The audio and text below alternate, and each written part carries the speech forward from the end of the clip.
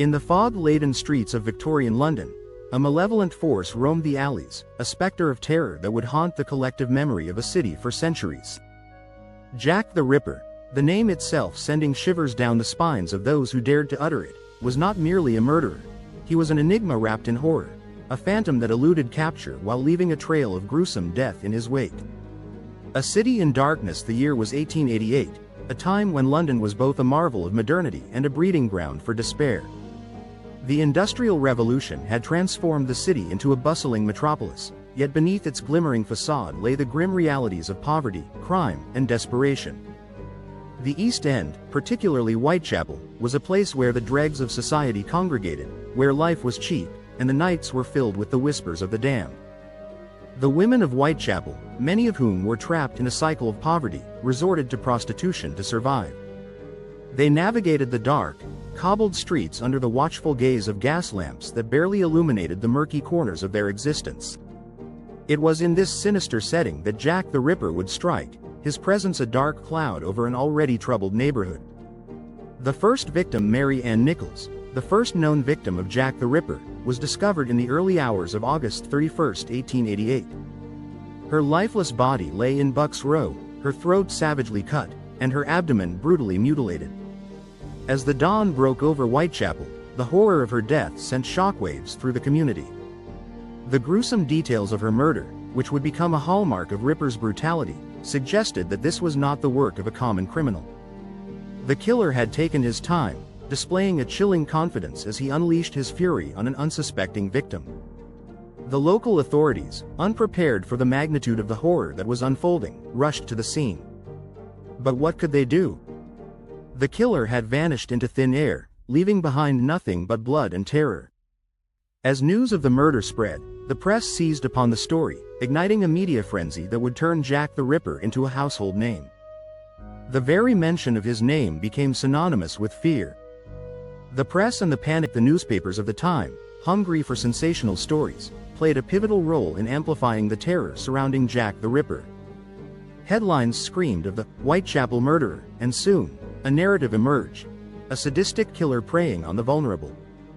The public, gripped by fear, clamored for justice. As panic spread, so too did the killer's notoriety. The Ripper's third victim, Elizabeth Stride, was found on September 30th, her body left in Dutfield's yard, her throat slashed. But the signature brutality of his methods would not be displayed this night, leading some to speculate that the killer had been interrupted, a mere shadow slipping away into the night before the full extent of his gruesome artistry could be revealed. Only hours later, in the same harrowing night, the Ripper struck again. Catherine Eddowes, found in Mitre Square, became the embodiment of horror. Her body was disemboweled, her organs removed with surgical precision.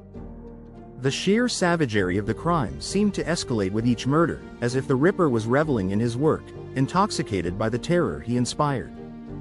The investigation unravels as the murders continued. The police, led by Inspector Frederick Aberline, found themselves ensnared in a web of confusion and fear.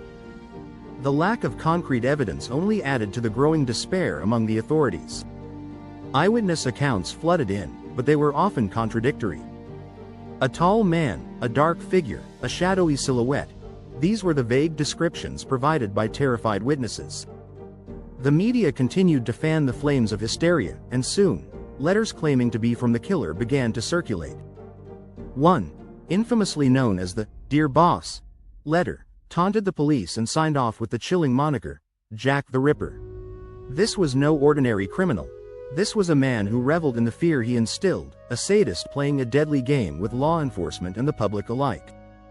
The letters created a sensation, intensifying the manhunt but also fostering a sense of helplessness. It was as if the Ripper was not just a man, but a force of nature, unpredictable, unstoppable, and utterly malevolent. The dark legacy with the murders continuing, the Ripper's reign of terror was marked not only by the brutality of his crimes but by the societal upheaval they caused. The narrative of a woman's worth, her safety, and her humanity was put under a harsh spotlight. The victims were more than statistics. They were mothers, daughters, and sisters whose lives had been reduced to headlines in newspapers. The horror of Jack the Ripper exposed the brutal realities faced by women in the dark corners of society, highlighting a culture that often ignored their suffering. Despite extensive investigations, the identity of Jack the Ripper remained a tantalizing mystery. Numerous suspects were proposed, but none could be definitively proven to be the murderer. Theories about the Ripper's identity ranged from local butcher to aristocrat, each suggestion adding another layer to the already complex narrative. The killer had become a ghost, slipping through the fingers of those who sought to capture him, leaving behind nothing but blood-soaked streets and a legacy of fear. The aftermath: as autumn turned to winter, the murders ceased. Had the Ripper grown bored? Had he relocated? Or perhaps, in a macabre twist of fate, had he simply found a new victim in a different city, leaving London to languish in the shadow of his dark legacy? The fear that gripped London did not dissipate. It lingered, festering in the hearts and minds of its citizens. The chilling tales of the Ripper became folklore, each retelling further immortalizing the phantom who had terrorized a city. The specter of Jack the Ripper would inspire countless theories, novels, films, and documentaries, each feeding the insatiable curiosity about the man behind the mask of horror. Even today, the legend of Jack the Ripper endures, a haunting reminder of the darkness that can lurk within the human soul. The chilling question remains: who was Jack the Ripper? Was he merely a man driven by madness, or did he represent the very embodiment of evil? The answers may never come, but the fear he instilled, the lives he took, and the mystery that surrounds him will continue to captivate and terrify generations to come.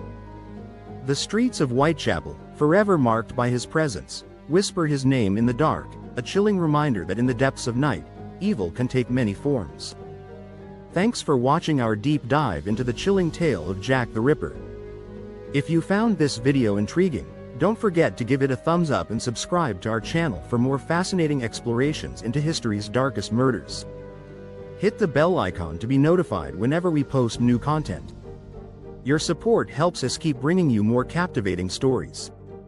Stay safe and see you in the next video.